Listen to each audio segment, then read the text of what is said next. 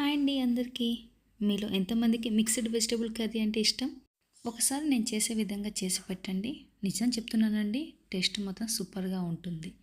ఇక ఆలస్యం చేయకుండా ప్రాసెస్లోకి వెళ్ళిపోదాం.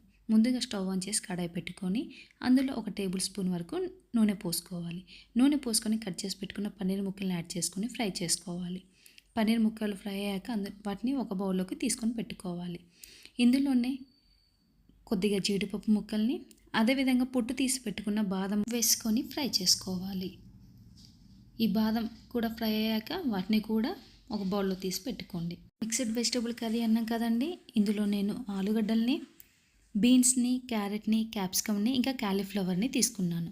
ముందుగా ఆలుగడ్డని, క్యారెట్ని యాడ్ చేసుకొని ఫ్రై చేసుకోవాలి. ఎందుకంటే ఇవి కొంచెం స్ట్రాంగ్గా ఉంటాయి కాబట్టి ఉడకడానికి కొంచెం టైం పడుతుంది. ఆలుగడ్డ, క్యారెట్ ఫ్రై అయ్యాక అందులో క్యాలీఫ్లవర్ని, బీన్స్ని యాడ్ చేసుకొని ఫ్రై చేసుకోవాలి. ఈ విధంగా ప్రతి 5 నిమిషాలకు ఒకసారి కలుపుతూ 70% కుక్ అయ్యేంత వరకు కుక్ చేసుకోవాలి. వేసిన వెజిటేబుల్స్ అన్ని మగ్గేంత వరకు కలుపుకున్నాక ఇందులోనే చివరిగా కట్ చేసి పెట్టుకున్న క్యాప్సికమ్ని కూడా యాడ్ చేసుకొని మరి కొద్దిసేపు ఫ్రై చేసుకొని పక్కన పెట్టుకోవాలి.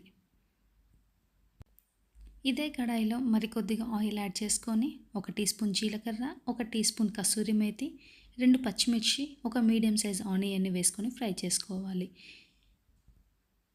ఇవి ఫ్రై అయ్యే గ్యాప్లో మనం టమాటో ప్యూరీని రెడీ చేసుకుందామండి. 2 మీడియం సైజ్ టమాటోల్ని, 6-7 బాదం పప్పుల్ని, 2 3 లవంగాలు, 1 ఇంచ్ దాల్చిన చెక్క వేసుకొని మెత్తగా ప్యూరీ చేసి పక్కన పెట్టుకోవాలి.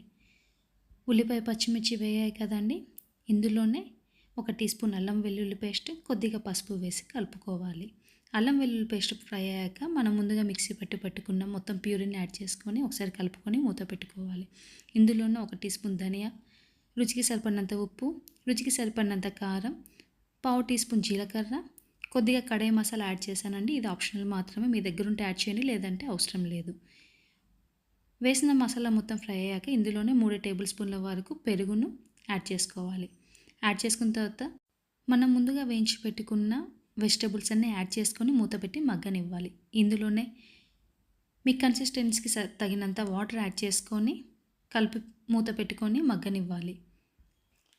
ఇందులో యాడ్ చేసిన ప్రతి ఒక్క వెజిటేబుల్ కూడా మన హెల్త్కి చాలా మంచిదండి. ఆలుగడ్డ కావచ్చు, బీన్స్, క్యాప్సికమ్. కొన్నిసార్లు పిల్లలు ఇవన్నీ తినలేకపోవచ్చేమో, కానీ ఈ విధంగా చేసి పెడితే వాళ్ళు తప్పకుండా తింటారు.